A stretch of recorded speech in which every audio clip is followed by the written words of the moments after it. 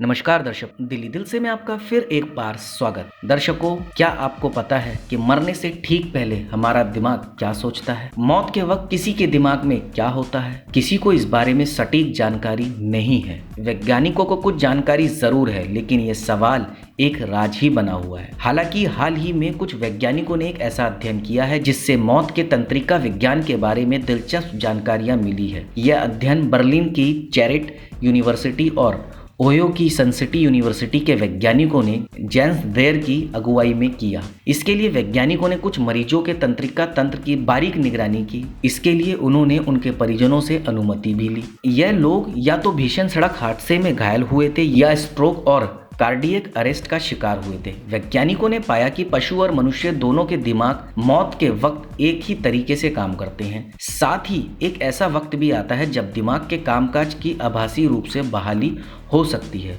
और यही इस अध्ययन का अंतिम मकसद था। न सिर्फ मौत के वक्त दिमाग की निगरानी करना, बल्कि यह समझना कि किसी को उसके जीवन के अंतिम क्षण में मौत से कैसे बचाया जा सकता। जो हम पहले से जानते थे, हम वैज्ञानिकों के शोध से पहले ब्रेन डेथ के बारे में हम जितना जानते हैं, उनमें से ज़्यादातर जानकारियाँ हमें पशुओं पर किए गए प्रयोगों से ही मिली है। शरीर में खून का प्रवाह रुक जाता है और इसलिए दिमाग में ऑक्सीजन की कमी हो जाती है। सेरेब्रल इस्कीमिया नाम की इस स्थिति में ज़रूरी रासायनिक अवयव कम हो जाते हैं और जिससे दिमाग में इलेक्ट्रिकल एक्टिविटी पूरी तरह खत्म हो जाती है। यह माना जाता है कि दिमाग शांत होने की यह प्रक्रिया इसलिए अमल में आती है क्योंकि भूखे न्यूरॉन अपनी ऊर्जा संरक्षित कर लेते हैं, लेकिन उनका ऊर्जा संरक्षित करना किसी काम नहीं आता क्योंकि मौत आने ही वाली होती है। इसके अलावा सभी अहम आयन दिमागी कोशिकाओं को छोड़कर अलग हो जाते हैं, जिससे एंडेनोसिन ट्राइफॉस्फेट की आपूर्ति कमजोर पड़ जाती है। यही वह जटिल जैविक रसायन है जो पूरे शरीर में ऊर्जा को स्टोर करता है और उसे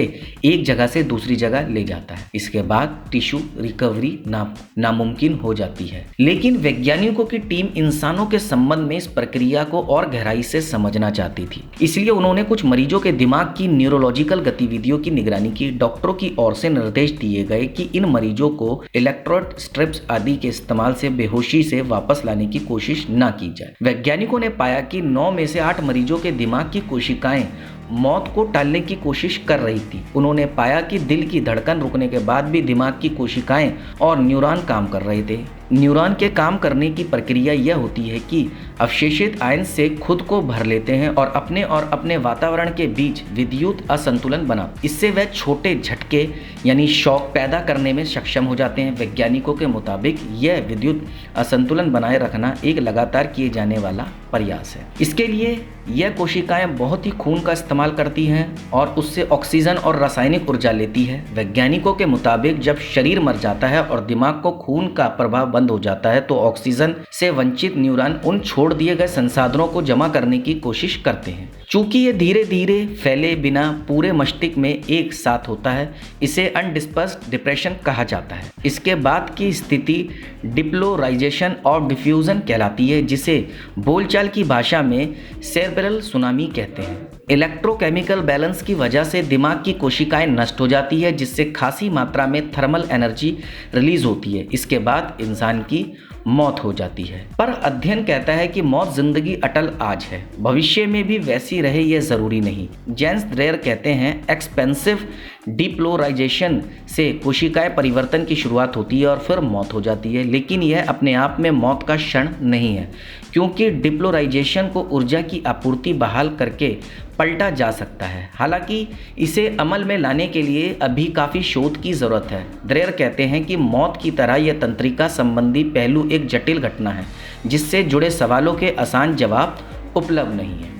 दर्शकों, लेकिन हमारा ये मानना है, वैज्ञानिक हो या कोई भी हो, मौत से खिलवाड़ नहीं खेलना चाहिए। कहने का मतलब कुदरत से खिलवाड़ नहीं करना चाहिए। कुदरत ने जो भी बनाया है सोच समझ के बनाया, जिसको भेजा है उसे अपने पास बुलाना है। क्योंकि आपने देखा होगा कई ऐसे उदाहरण मिले कि जब भी इंसान ने कुदरत से खिलवाड़ करी है तभी विनाश हुआ है। इसीलिए कुदरत से खिलवाड़ ना कीजिए। अब आपको बताना होगा आपको मेरी ये जानकारी कैसी लगी। आप मुझे कमेंट के माध्यम से बता सकते हैं। आप मेरी इस जानकारी को ज़्यादा से ज़्यादा शेयर कीजिए, लाइक कीजिए और चैनल को सब्सक्राइब कीजिए और बेल आइकन को दबाना बिल्कुल ना भूलें ताकि समय समय पर आपको इस प्रकार की सभी महत्वपूर्ण जानकारियाँ प्राप्त हो सके। धन्यवाद दर्शकों।